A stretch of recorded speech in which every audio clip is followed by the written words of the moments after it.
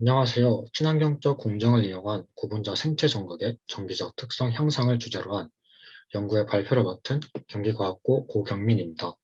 저희는 박서연, 안보현, 정영준, 고경민 학생들, 그리고 최혁주 조교님과 같이 연구를 진행했습니다. 그럼 먼저 서론 부분을 발표하겠습니다.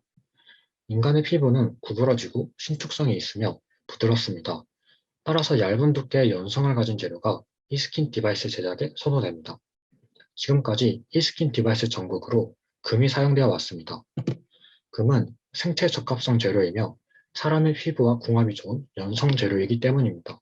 하지만 고가의 재료이며 고진공 과정이 필요합니다.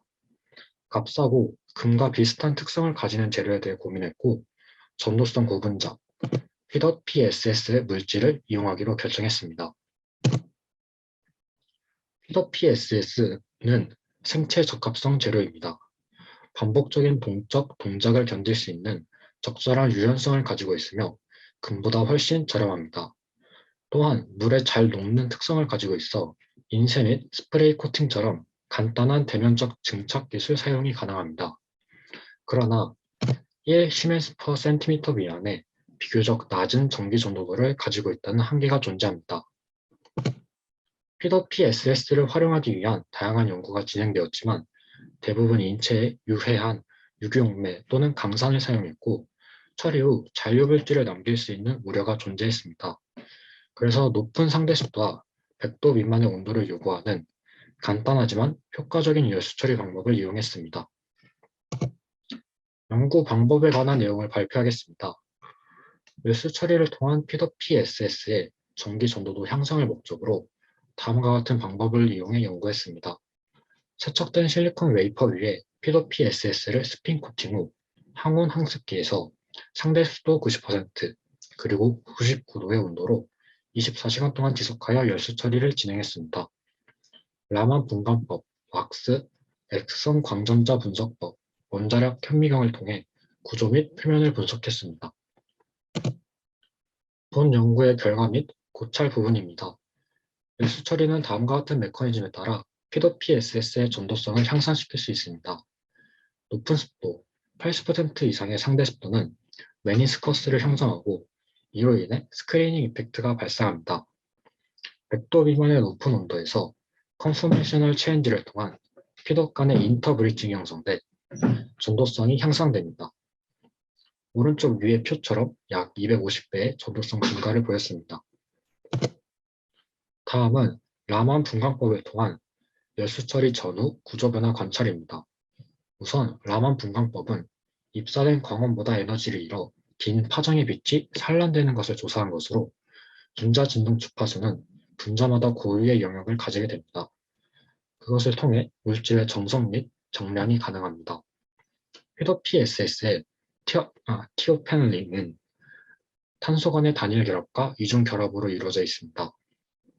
처리 전 PSS 스펙트럼에서 Cα 단일 결합 피크가 1253, 1368 등에서 나타나며 Cα, C베타 이중 결합 경우에는 피크가 1436, 1501에서 나타났습니다. 밀수 처리 후의 스펙트럼에서는 단일 결합 피크는 1263, 1367, 이중 결합 피크는 1432, 1502에서 나타나는 것을 볼 수 있습니다.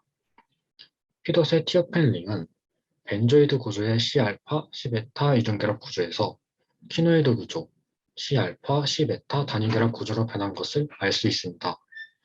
또한 가장 크게 나타나는 1400 부분의 피크는 처리 전에는 1436, 처리 후에는 1432로 처리 후에 낮은 진동수 방향으로 4만큼 이동하였습니다.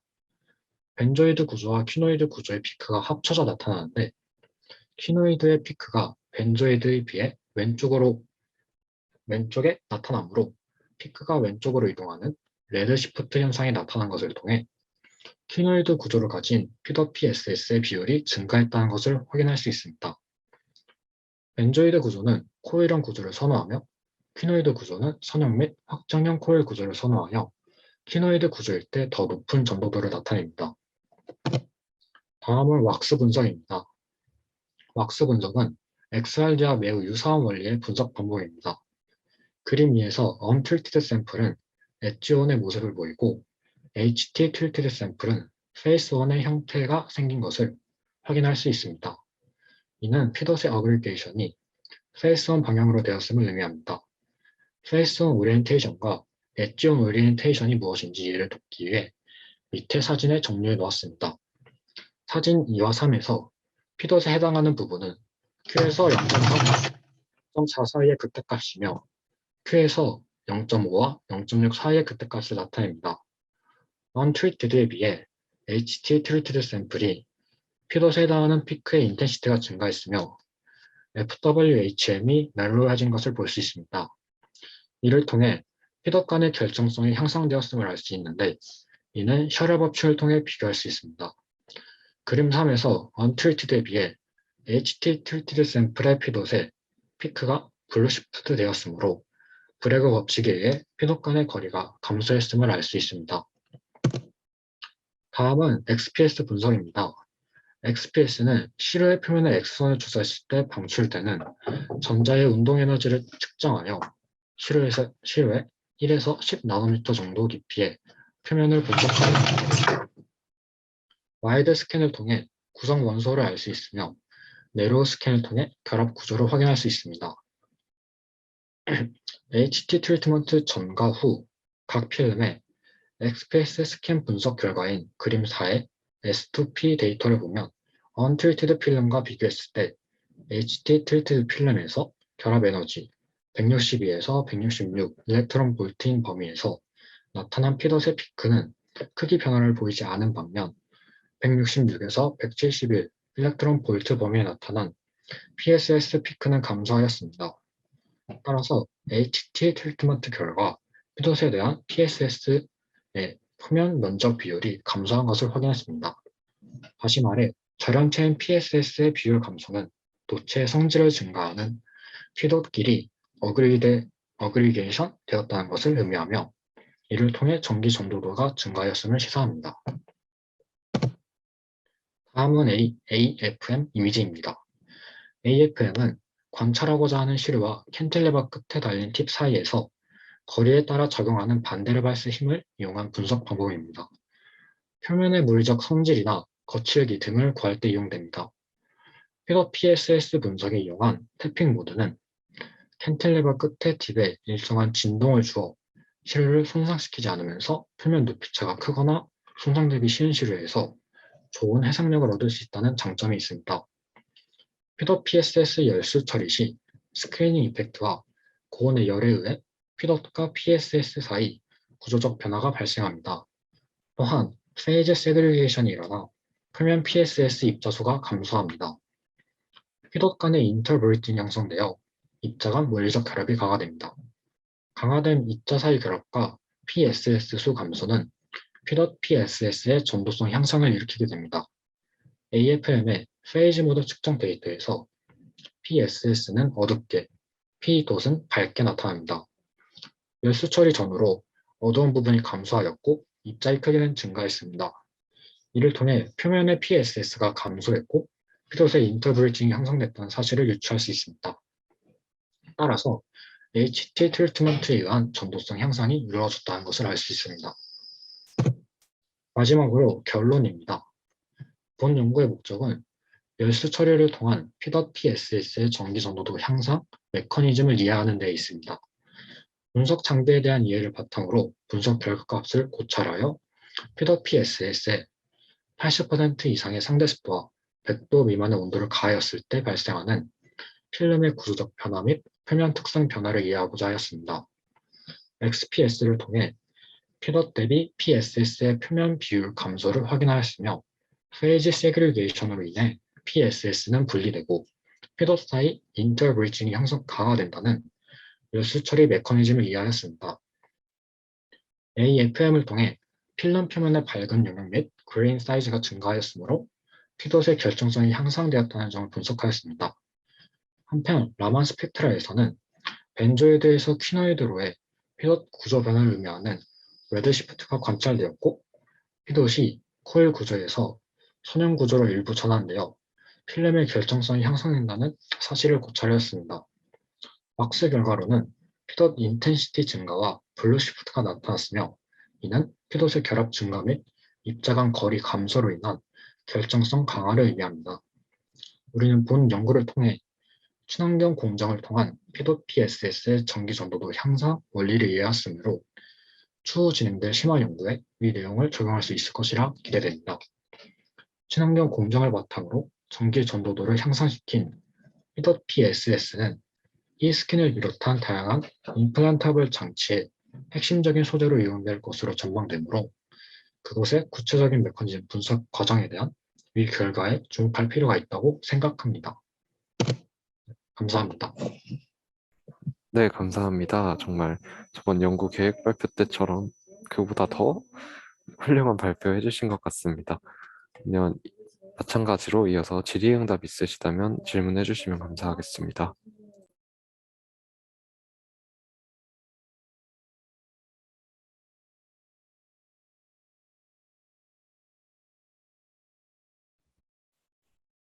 저, 3 결과 및 고찰에서 XPS 분석 그림 좀 띄워주실 수 있을까요? 거기서 왼쪽이랑 오른쪽이 트리트먼트 전과 후인가 아니면 후랑 전인가요?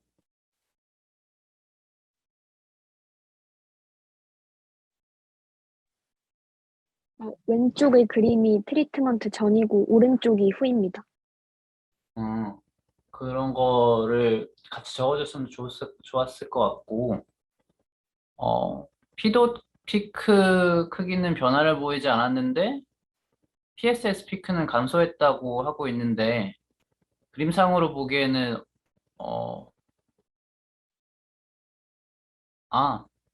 스케일이 다르군요. 지금 왼쪽 그림에서는 3000에서 1000 정도를 빼야 되는 반면에 오른쪽에서는 2400에서 1600 정도를 빼야 되는 거죠?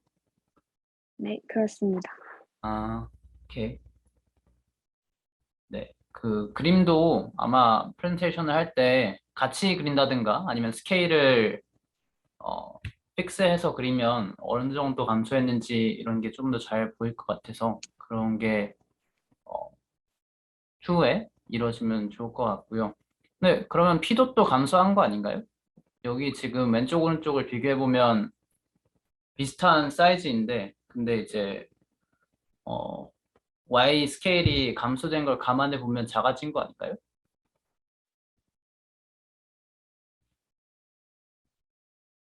이걸 정량적으로 어떻게 측정했나요? 커브 피팅을 했나요?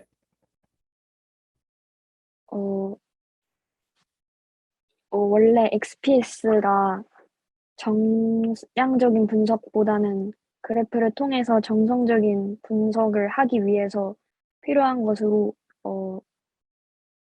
알고 있고, P- 감소량에 비해서 PSS의 감소량이 그 비율적으로 훨씬 더 크기 때문에, 그리고 또 저희가 연구한 P.PSS 전기 용도도 향상 메커니즘으로도 이해해 보았을 때 PSS가 제거되는 그런 원리를 통해서 위 데이터를 바라보는 것이 옳다고 생각해서 P.의 P- 그렇게 크기 변화를 보이지 않았다고 기술을 하였는데, 이게 구체적인 데이터 값을 활용하거나 정확히 어떤 피크점에 어떤 값을 가지는지 기술하여서 수정을 하면은 더 좋을 것 같습니다.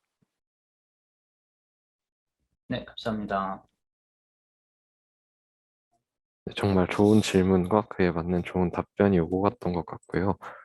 지금 조교님들께서 질문을 해주시는 것에 비해서 학생분들의 질문은 많이 나오지 않고 있는데 이렇게 다양한 학교의 학생들이 모여서 다양한 연구에 대해서 의견을 주고받을 수 있는 기회가 흔치 않은 만큼 조금만 더 활발하게 참여해 주시면 좋을 것 같습니다.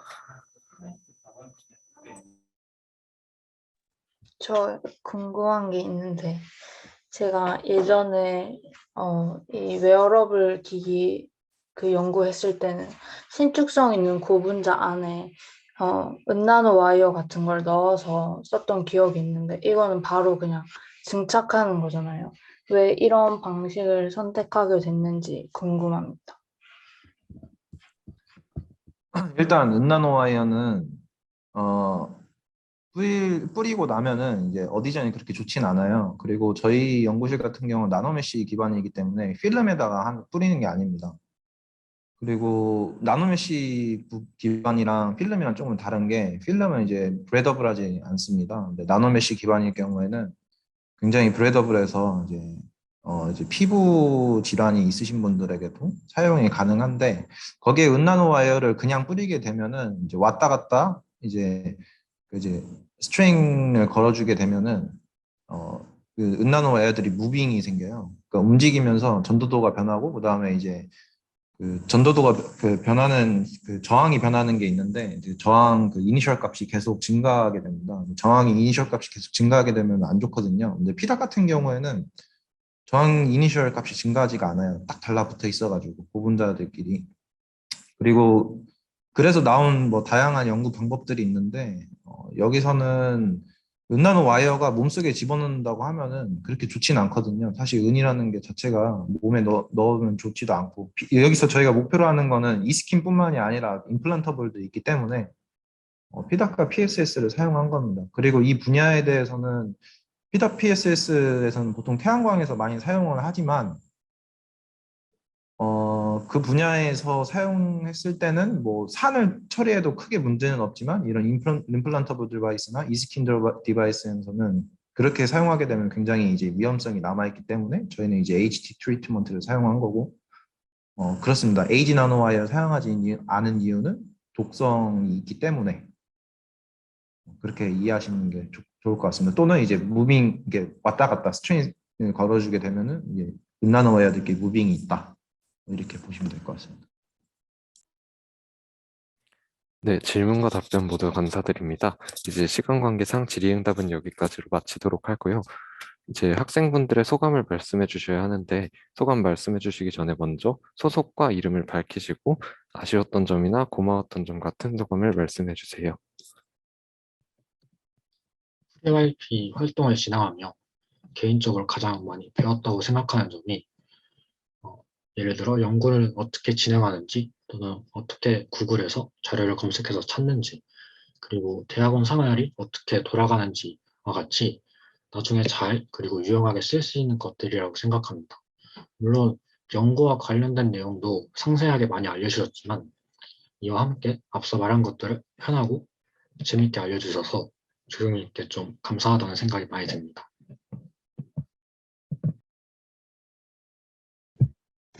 저는 한성과학고에 재학하고 있는 정현준입니다. 옛날에 학교에서 진행했던 과제 연구보다 훨씬 수준이 높은 연구를 할 수 있어서 매우 유익하고 영광이었습니다. 그리고 연구를 비대면으로 해야 된다는 점이 좀 아쉽긴 했는데 비대면으로 하는 만큼 실험을 직접 하지 않아도 할 수 있는 분석 장비들에 대해 알아가는 것과 분석 방법을 배우는 등 얻어가는 점이 더 많았던 유익한 시간이었던 것 같습니다. 인천 진상과학고 1학년 안보현입니다. 비대면 상황 속에서도 불구하고 조원들 간 소통도 원활하게 이루어졌으며 최혁주 조교님께서도 많이 조언해 주신 덕분에 집중 연구를 잘 마칠 수 있었습니다. 첨단 기자재 활용 능력을 기를 수 있었다는 점에서 또한 환경 친화적인 신재료를 개발하고 싶다는 저희 미래 목표와도 연관성이 깊다는 점에서 뜻깊은 연구 경험이었습니다. 프리URP에 참가한 이 경험이 앞으로 공부를 할 때 저에게 좋은 원동력이 될 것이라고 생각합니다. 인천 진상과학고등학교 박서연입니다. 이전에 학교에서 창의 연구를 했던 경험이 있었는데 이번에 프리URP를 통해서 배운 내용을 통해서 전에 했던 연구와 작성한 논문들에 대해서 되돌아보는 기회가 되었습니다. 그래서 몰라서 부족했던 부분들을 많이 깨달았고 다음 연구에서는 어떻게 해야겠다는 것을 확실하게 알 수 있었던 것 같습니다.